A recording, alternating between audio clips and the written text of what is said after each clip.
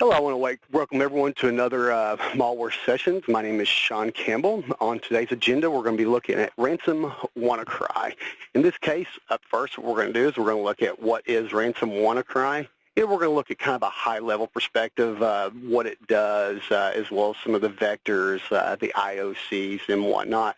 Plenty of publications out there with ransom WannaCry, so I'm not going to go into in-depth there. From there, we're going to go into the industry sector and regional breakdown. Here, I'm going to kind of show you the statistics around the globe that we're seeing from a customer base, sample submissions, and/or SRs raised for various issues when it comes to WannaCry. There, specifically, we're going to look at the various sectors that are affected highly, the most on it, as well as, the regions. What regions were impacted the greatest when it came to WannaCry? Then we're going to go ahead and proceed into characteristics and symptoms. As always, I'm going to go ahead and actually show you a demo in this case and just show you the execution of WannaCry, as well as some of its symptoms, characteristics. We'll also focus in on some of the main IOCs. Reason being is I'll utilize those for my advantage to come to the prevention and recommendation. And once I jump into the prevention and recommendation, I'm going to show you various McAfee layered security approach. So anywhere from desktop solution all the way out to perimeter, as well as some new products that are being introduced for the first time in my sessions, such as ATD, such as SIM, gateway product, as well as others. So without further ado, let's go ahead and jump into the meat of that presentation. So up first, what is ransom WannaCry? So what is ransom WannaCry and what does it do? So ransomware WannaCry is a detection for a family of ransomware that on execution encrypts certain file types present in the user's system. The compromised user has to pay the attacker with a ransom to get the files back. Nothing out of the ordinary here. It's just like any other ransomware where everything's actually return on investment has a monetary value. In this case, they're looking for right at $300, and there was 3 BitWallet addresses actually associated to this particular one. So next up, let's go ahead and look at the propagation. At first, the malware's initial vector was expected to be spam email. There's some other theories with the MS17010, the Eternal Blue exploit resided locally prior to the infection, and that's where the propagation and the infection actually occurred. However, the first one was expected to be spam, although there's really truly no indication that is the case. So in this case, with the case of WannaCry, basically it used MS1701 exploit to spread through other machines through NetBIOS. During replication, we observed that it generates a random set of IP addresses for the purpose of propagation. These IPs are not restricted to internal IPs. The payload is delivered via encrypted SMB packets. Another thing that we saw is the malware dropper contains code to check for 2 specific domains before executing its ransomware on the network exploit. In the case of this, one of the domains was the kill switch domain, and that's one thing that we did see is the spreading, the propagation come to a screeching halt, not completely gone because there are some that didn't have that kill switch domain. However, we saw a lot because of an individual in EMEA, 22-year-old gentleman, looked and found the actual domain, purchased it, put it up, became a kill switch. And like I said previously, in the case of the ransom WannaCry, there's 3 Bitcoin wallets being used to receive payments from affected user. The last number I saw was right around 82 grand. That could have gone up in the last week or so, but that was the last number I saw, as well as right around 250,000 to 300,000 boxes affected in 150 countries. So let's go ahead and actually jump into the industry sector and the regional breakdown from here.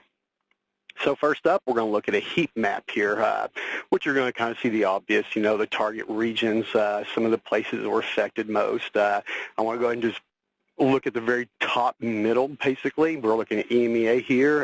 EMEA was heavily impacted. This is kind of where the initial spam campaign vector was thought of. So, of course, we did see a lot coming out of EMEA, as well as North America, Latin America, and then our APAC and Japan regions over here on the right-hand side were affected a little bit less than, North America and EMEA. So with that, I bring you to the actual stats themselves.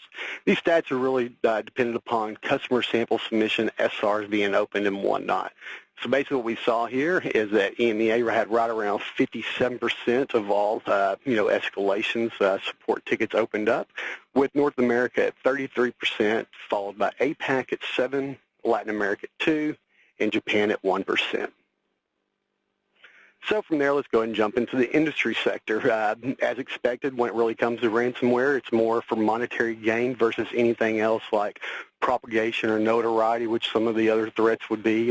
This one goes specifically after, a return on investment. And so the financial district got hit the hardest, right at 37%.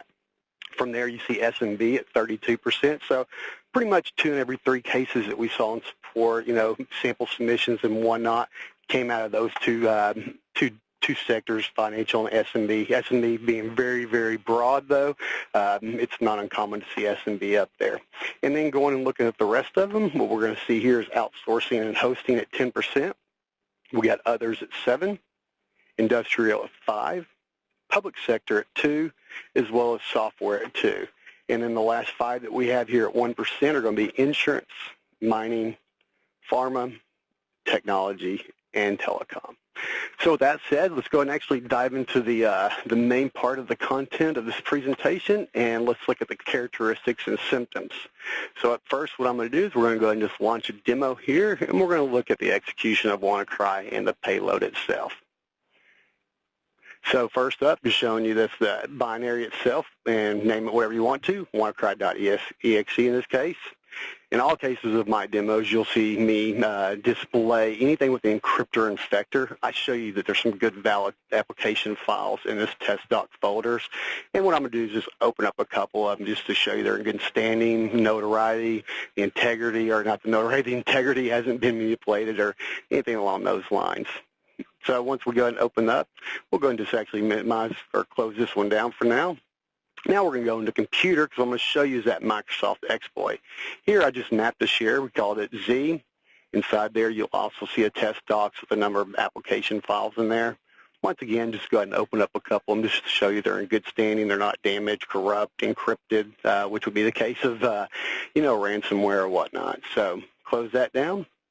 Now let's go ahead and get up Process Hacker. And just show you that nothing's running our Explorer since I'm going to launch this myself, therefore it'll launch under Explorer.exe. Now we're going to open up Procmon. Here we're just going to go ahead and just clear the display contents. So we start from a new, good, clean slate. And now let's go and launch the binary itself. So once it's launched, we're going to open up Process Hacker. We'll see it, Matrib and ACLS, followed by Command and C-Script. This is where the Visual Basic comes into place. And once that's done, we'll go ahead and minimize here, and you're going to start seeing the desktop full of items. A lot of junk temp files, which you're seeing right there. And then you have some like readmes that start giving you payment instructions, what happened to your files and whatnot. Here's the exe, the WannaDecryptor exe. That's the binary that launches the payment screen, which we'll see shortly. Here in this test docs folder, you're now seeing the encryption routine kicking off, and slowly but surely as we start opening up files, you'll see the integrity of these folders changing. The first one is going to be the GIF you can't open up. We'll go ahead and look at that JPEG file. And once the JPEG file opens up, it basically tells you it's damaged, corrupted, or it's too large. And here in a couple of seconds what you're going to see is a big refresh of this, and all the different file types are going to change, and a lot of the files are going to be corrupt. Once again, PDF, it's been damaged, too large, or whatever the case is. And right there, you'll actually see the refresh. Now everything has .WNCry extension. So now these files are all been encrypted. What we're going to do is we're going to go ahead and actually drop out to my computer here in a second. And I'm going to show you that we're going to see the exact same thing. It's in the first state of that encryption routine. And in the case of this, the local encryption is going to occur first, and then the SMB, the Microsoft 17010 exploit would be second. So right there, we're going to see kind of what we saw before.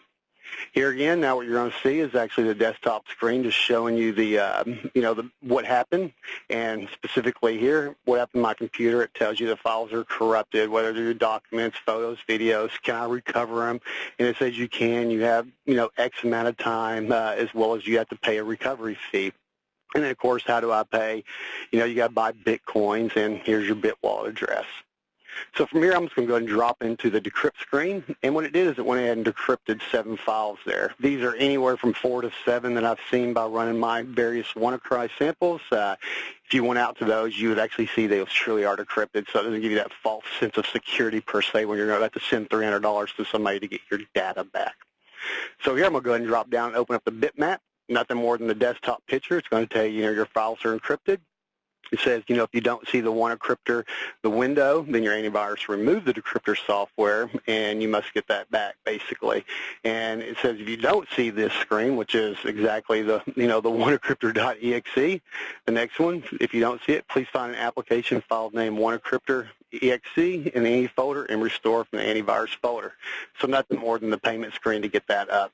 I went ahead and executed it there just to go ahead and actually show you that you can open it up at any given time, because in this case I have nothing running on my box that would detect and or take action.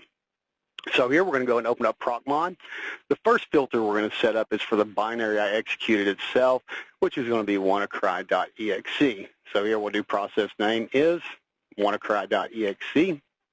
And we're going to add that, apply and OK. Usually takes about a couple of seconds depending on how much I/O, your sequence of events in here.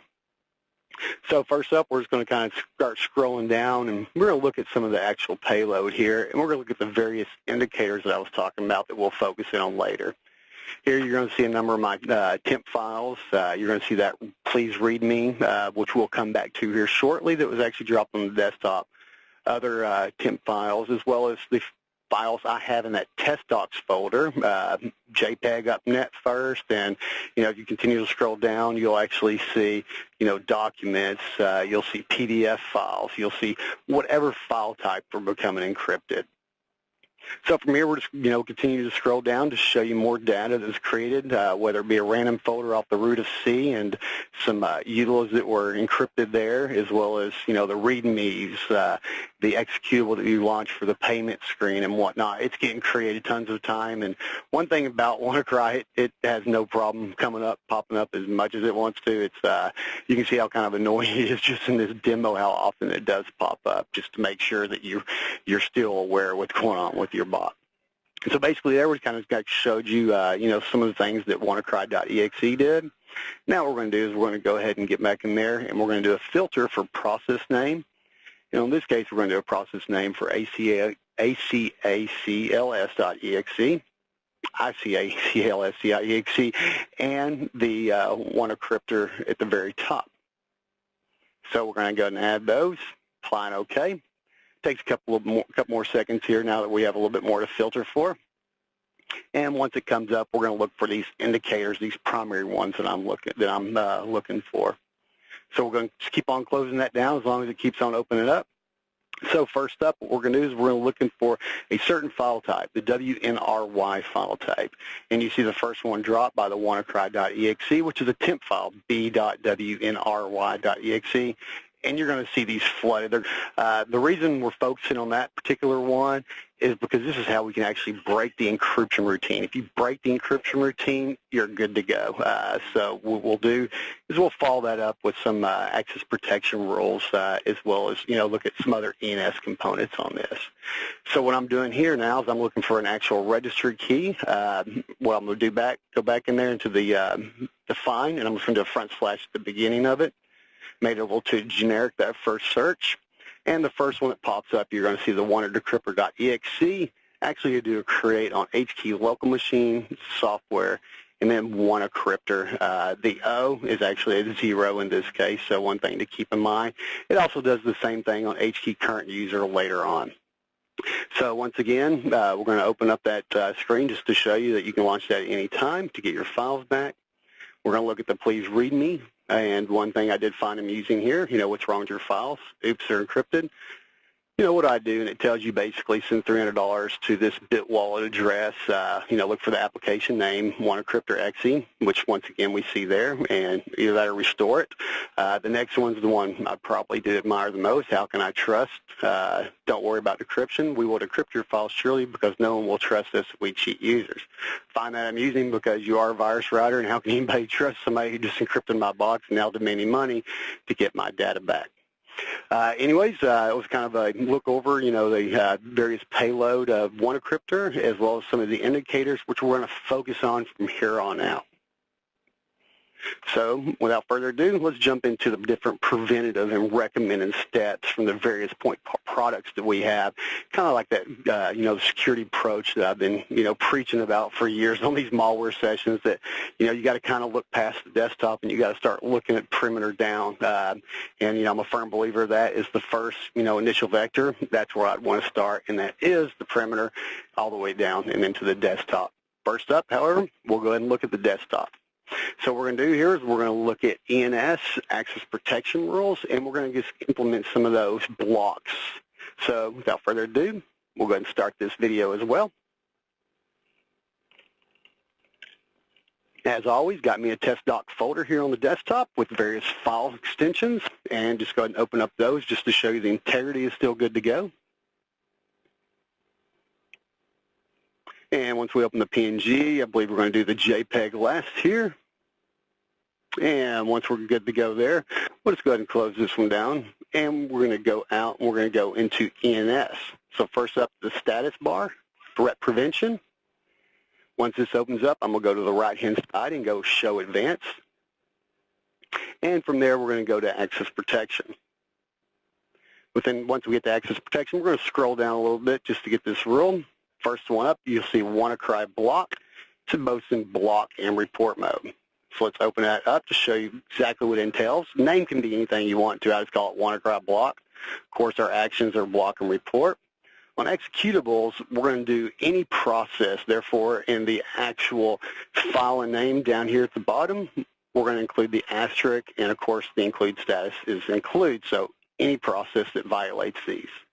So from here, let's go and jump down to the sub-rules. In this case, we're going to have two sub-rules. First one is going to be a WannaCry reg block, sub-rule type registry, operation create, and the targets we're going to include any registry path that includes star, /star, WannaCryptor with an O, not a zero. Or I mean a zero, not an O at the end there.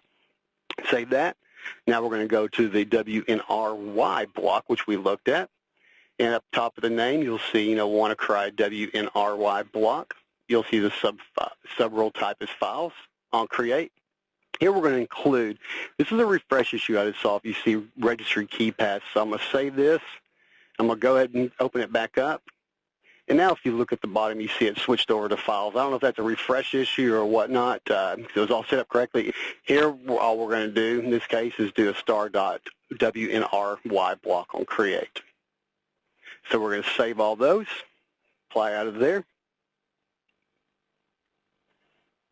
And once we're good to go on applying, we're going to drop back over to this WannaCry folder. It does take a couple seconds here. Or actually, we're going to look at the event logs first because I need to clear these out to make sure, we have nothing in the event logs. So first one up is the access protection activity log. Good clean slate. Go ahead and close that down, minimize that. And we'll go ahead and minimize ENS. And from there, we're going to jump into WannaCry. Just to note, WannaCry.exe is the same WannaCry.exe from the first one. And then I'm going to introduce a couple of new. First up, what you see is a couple of binaries dropped as well as an MSG folder. Nothing malicious about these, nor is it anything we're targeting to block. Therefore, they were actually able to create that particular thing, whether it be files or folders. So first up, what you see is WannaCry.exe, a number of access protection violations.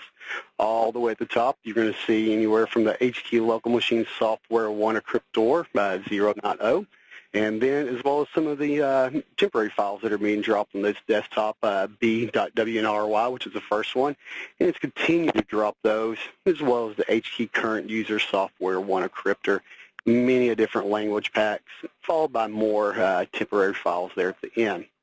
So here we're just going to select all this data. We're going to delete it, so once we run the next one, then it'll be a lot easier to look at and know there's not, same old data per se. So next up, WannaCry 2.exe, we're going to go ahead and click on after we look at our docs and make sure they're in good standing. So we realize after we run the first one, we're good to go. So now the _2 variant. And once we do that, we'll drop down to the logs folder again. And within the logs folder, open up that access protection activity log. Once again, we're going to see a number of different violations. And once we get scrolled over here to the right, far left, you'll see all the WannaCry_2.exe, followed by the rules. Very similar in nature, reg key violation, as well as temp file violations, and various other language packs and whatnot, followed by more temp files that are actually being blocked. In this case, we're able to actually stop the encryption routine by blocking that WNRY extension, kind of pointed out in that first symptoms and characteristics video. So next up, what we're going to do is we're going to go and launch this number 3 variant. And once we go ahead and give that a second or two, then we're going to drop back down to the logs folder again. Within the logs folder, we'll open up access protection log, and we'll scroll to the far right until WannaCry_3.exe is going to be on the far left, there we go. And now, once again, we have a number of rule violations from the registry key creations, both in HKey local machine, HKey current user, temp files, language packs, and whatnot. So we can just go ahead and close all that down. So we ran the 3 samples that we've actually wanted to run. And what we're going to do is we're going to go back over to the test docs folder and just open up a couple of them just to make sure they're in good standing. And just to let you know, the WannaCry.exe is, the original from the very first video, _2 and _3 original to this video. And then I'll move them to another video and just add more. So everything will keep the same naming convention. All right, and once we're done opening up the text file here, we see that we are actually good to go. There's nothing desktop, no encryption of any files or whatnot, and just none of the original payload and symptoms that of the encryption routine has occurred. Some of the binaries drop, but we weren't focusing on that. We're trying to actually prevent the encryption routine by focusing, registry blocks and file blocks. So here what we're going to do is we're going to kind of actually cross-reference what we did with ENS directly into VirusScan itself. So first what we're going to see here is we're going to see a VirusScan user define access protection rule. In this case, the rule name, we just called it reg. This was kind of one of the first things we did when we were getting the KB created. So no name, but can be called whatever it want to. Also in the same case, process to include, we have a star, registry key or value to protect, HKey local machine, software, WannaCryptor with a 0, not an O. The registry key or value to protect is going to be a key. Registry actions to block will be create. And next, of course, you can see it was created on a different system with different themes, so you see a little bit of different display here, but what we're looking on here is a file or folder access protection rule versus the registry we did first. So rule name, whatever you would like. Process to include is star. The file or folder name to block, just like in ENS, we're blocking star.WNRY. And then the file actions to prevent our new files from being created. One thing you could also add to here that a lot of times that I will add, generally speaking, is both create and execute when it comes to file types. The reason I say that is there's something that already resides in your environment. It's going to do you no good if it's already there, so it's already created. However, the next boot cycle or whatever type of restart mechanism that a threat has, which they have plenty of those from run keys to services to whatnot. Then, like on a system boot or the execution of it, it's going to detect it there and clean it there with the on-access scanner or any type of rules that you have in place. So it might be best to go ahead and do execute in conjunction with create, and I do that just for a fail-safe. However, you may have some other programs that may violate that, and that's where inclusions or exclusions would come into play. As I've always stated, when you make these access protection rules, they definitely need to be on report prior to block. Now these are pretty specific here, but in most cases they may not be specific and they may actually interfere with other applications that run in your environment. So testing is definitely suggested when it's not as blatantly obviously as something like this where we're looking for a certain registry key or a certain file type that we just know is not a good file type. So next what we're going to do here is we're going to go and look at ENS, Dynamic Application Containment, and Real Protect. And we're going to run a demo here and do a test against those components. So we'll go ahead and start the demo here. And first up, we're just going to look at those test docs as normal.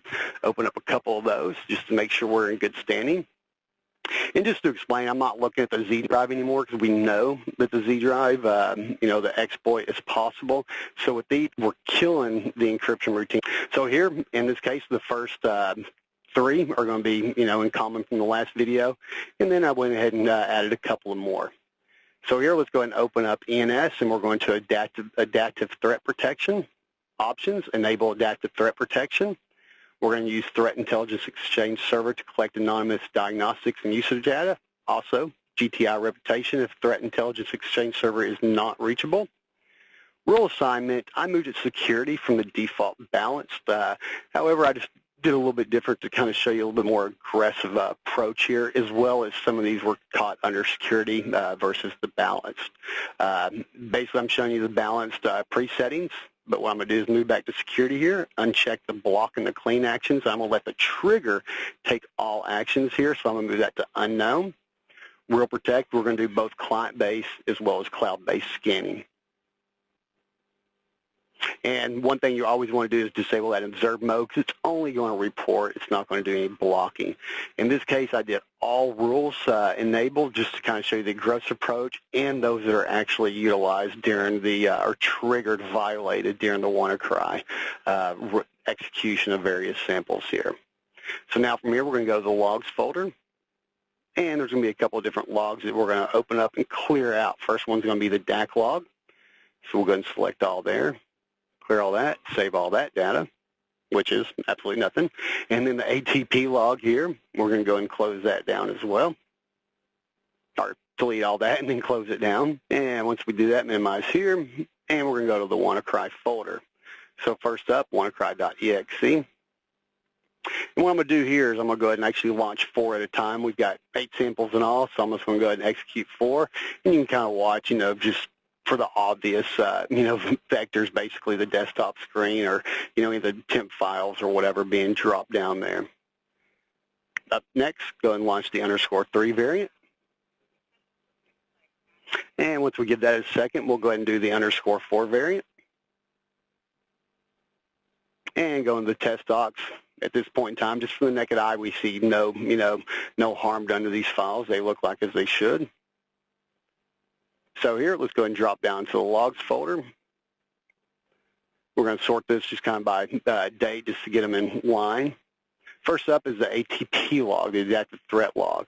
I'm showing you basically in this case that, Real Protect does run, but Real Protect is only as good at the minute of the execution from the end user. Since these were, not 0-day at the time, I would expect we got all known as return malicious. So they were all known malicious via the reputation of 1. And then we'll go into DAC. And this log, you'll see the various WannaCry EXEs from the _2, _3, _4. It's the regular one at the very top. And then you'll see a number of DAC rules violated. Don't worry about looking at the DAC rules here because I'm going to go into a slide afterwards, and I'm going to show you those particular rules that were violated because there is a lot going on in those logs, and so we're not going to worry about reading the logs line per line. I'll just give you a breakdown and some other charts after this. So after the next, what we're going to do is we're just going to run the next 4 samples here. And once they're ran, we're going to drop over to the logs folder. Adaptive threat, you see a lot more here. And you're going to be able to see the different ones from the 8, 7, 6, 5 variants. So all of them are there, and as expected, every one of them have a no malicious reputation of 1 because this wasn't 0-day at the point of time when I created this. And then also going over to the DAC log, once again, we're going to see the _8, the 5, the 6, the 7, and the 8 variants. So we see all those actually detected by DAC rules as well. Once we scroll over, we're going to see all the different rules violated. Like I said, we'll check those out here in a minute. Just one thing to kind of keep in mind is Real Protect, since, WannaCry was, the campaign didn't last as long, we didn't see a lot of good 0-day data during this video with Real Protect. I do have a year-in review video that I did last year at the end of the year for ransomware that I show you a number of 0-day samples executed against it and how good the detection rate was. So there at the end, just show you that the text doc files were good to go and no encryption happened. So in this case, all 8 samples were blocked via DAC and Real Protect. Real Protect with a no malicious reputation, DAC with a various number of different rule violations. So from there, let's go ahead and look at some of the different rules that were violated within DAC. In the first case here, what we're looking at those rules that were violated specifically in the demo I just presented. And then we're going to follow up with some of the other ones that were violated in our lab, a lot of one-offs, other samples. There's so many samples out there. I can only run so many just, for time purposes here. So you can only run so many at a given time. So we just did 8. So one thing I want to do is kind of explain this chart here. If you see at the very top, you'll see a McAfee default balance recommended set to block, followed by a McAfee default security recommended set to block. These are actually the recommended measurements that come from, engineering, SEOs, product managers, and whatnot for a balance versus a security approach. And, of course, there's my approach at the very end. It's all DAC rules, which is, the most aggressive stance you could go. Just to let you know, the KB that kind of explains those balance and security ones is KB 87843. A very good one to look at, but without going into that too deep, let's just look at the ones that we violated in the case of ransomware WannaCry. So first up, creating files with an exe extension. This falls under the security recommendation, along as well as the all DAC rules. I'll kind of leave the all DAC rules out because it's going to be obvious that any violation is going to fall under that one in this case. So next up, executing any child process, under the security recommended settings as well. In the case of, WannaCry, it calls a number of different things from VS admin for deleting shadow volumes, ICA CLS for setting attributes or whatnot, CMD to execute, W script for, VB scripting. So a lot of child processes actually launched within that. Modifying the hidden attribute set, pretty notorious for most malwares to do this. Therefore, it's going to fall under the balanced and the security recommended settings. Modifying the services registry location. This is going to fall under security recommended settings only. And then last but not least, on this one is going to be modifying users' data folders, and that's not going to fall under either one of them. Just to kind of give you a brief history from my data on this particular rule is it detects anything and everything. It is very aggressive, but pretty much when it comes to all malware, it will, one way or another, violate that rule. And it really comes down to the, how threats are written and where they actually run from, which in this case, most threats do run from a user profile directory. I would probably say, 95% of all threats are executed from there, which is a little bit different than some WannaCry samples as well. So let's go ahead and actually look at other different rules that were violated in our lab just by, running a various number of different samples versus just the 8 I was able to get into the demo. So first up here, accessing user cookie locations. It's not under either one of the recommended settings. And then after that, creating files with HTML, JPEG, or bitmap extension. Obviously, a very aggressive one here as well. That's not, either one of the recommended settings. And then third on the line here is modifying startup registry location versus the other one that was just registry locations. Startup locations is both a trigger mechanism for the balanced and the security recommended settings. The last two here, modifying critical Windows files in registry location, as well as reading or modifying files in any network location. Of course, in this case, we know that the MS 17010 exploit, allowed the encryption across open SMB shares. Therefore, you're reading or modifying files on network location. On to the next one. The first two here aren't going to be in either one of the recommended settings, and that's going to be modifying files with the BAT and/or the VBS extension. The third one here does fall under the security recommended settings, which is creating files with the BAT extension. Next is reading files commonly targeted by ransomware class file. Very good rule. Once again, that falls under the security recommended settings. And then last but not least on this particular slide is going to be creating files on any network location, which would be the creation of the encrypted files themselves. And last but not least on that one is going to be writing to files commonly targeted by ransomware class file. And this one, once again, this is going to be a security recommended setting. So now let's go and actually look at HIPS. So in this case, HIPS, we're going to look at a custom signature proactive measure. This one kind of goes hand in hand with what we showed you with the access protection rules. So first up, name, call it what you want to. It's reg here. The rule type is going to be registry. The operations are going to be on create and modify, and the parameters themselves are going to include any registry key with registry machine software WannaCryptor with a 0, not an O. And then at the bottom, you'll see the inclusion status, which is include. The name is WannaExe in this case, but the file name is what we're worried about here, and that's going to be an asterisk. So pretty much, once again, any process that tries to create that software WannaCryptor registry value will be denied. On the flip side, we're also going to look at the file protection here. In this case, we're going to use standard sub-rules. The rule type, equals files, or whatever, the files themselves. The operations, we're going to look at create, write, rename, change read only and the hidden attributes. And then from there, we're going to do parameters. We're going to include files. The files are going to be star.wnry. And, of course, the executable is going to be anything, so we're going to do an asterisk there. So pretty much really what we did is we implemented the same rules that we can do in access protection, we can also do in HIPS. So a couple of different measures there that you can put in place to kill that encryption routine by blocking that registry creation and, the create, execute of WNRY file types. I've never really, introduced ATD or, the anti-malware engine itself.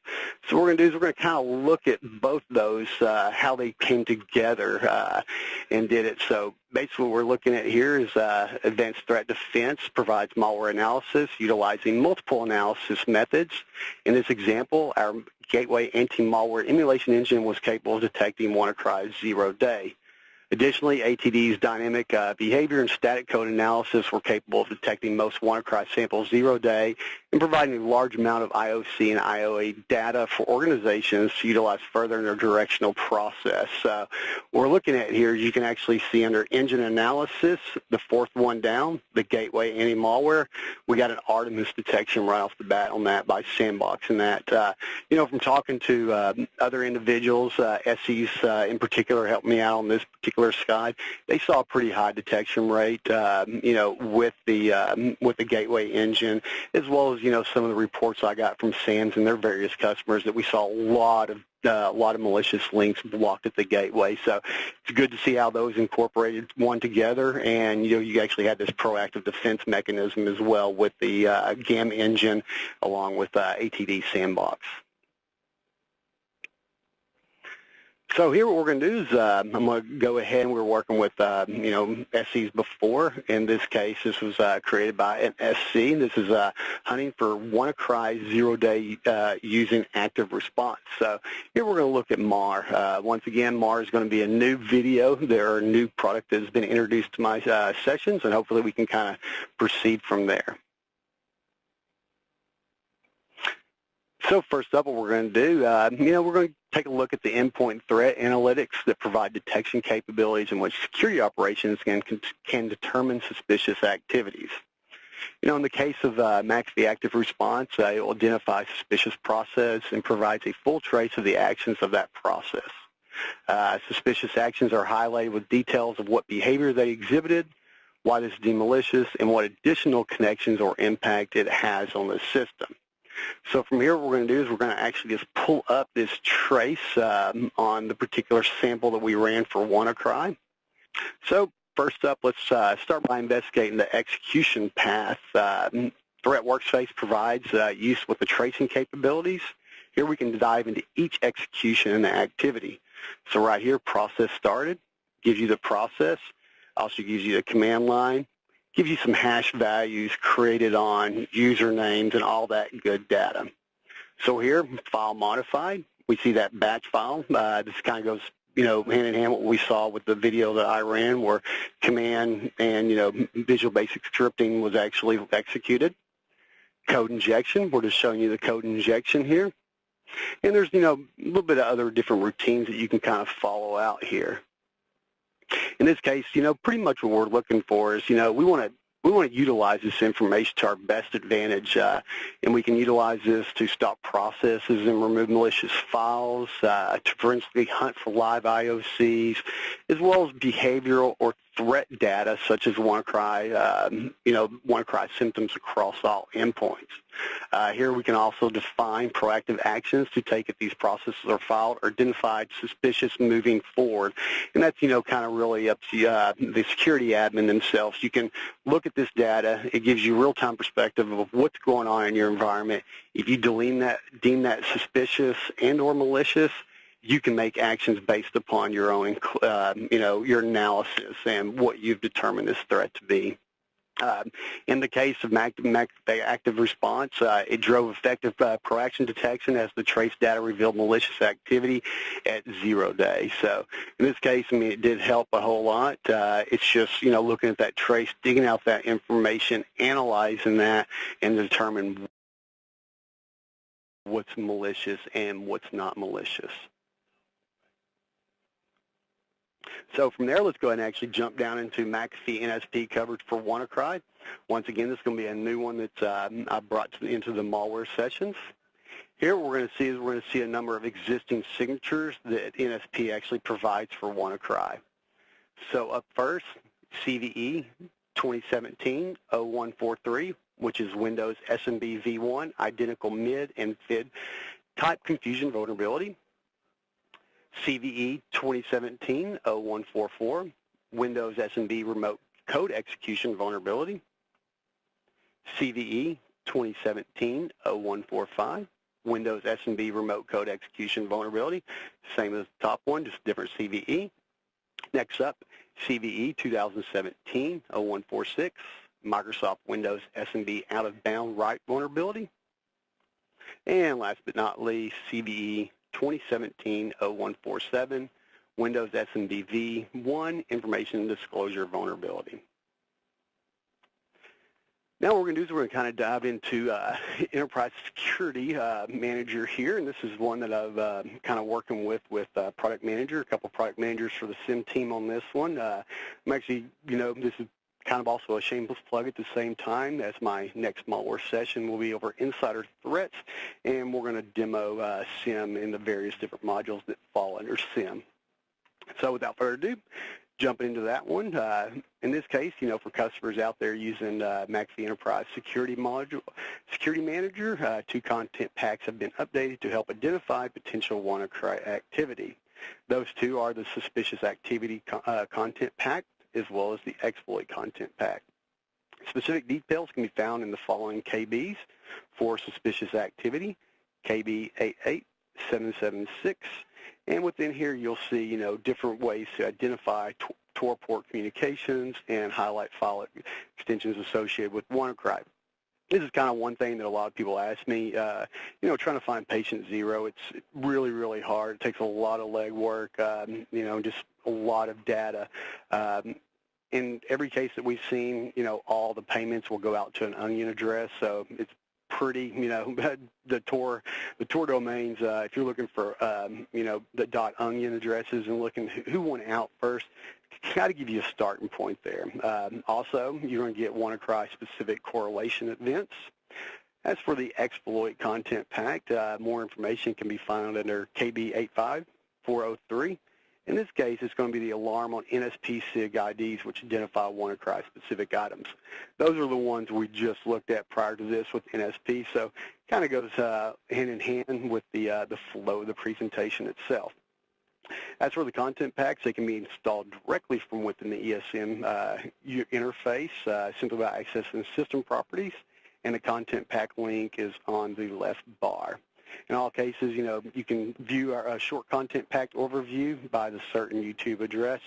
Once we actually get this video recorded and pushed out and all the communications going along with it, you're going to be able to come back and find some of these KB articles that were mentioned, the YouTube video and whatnot.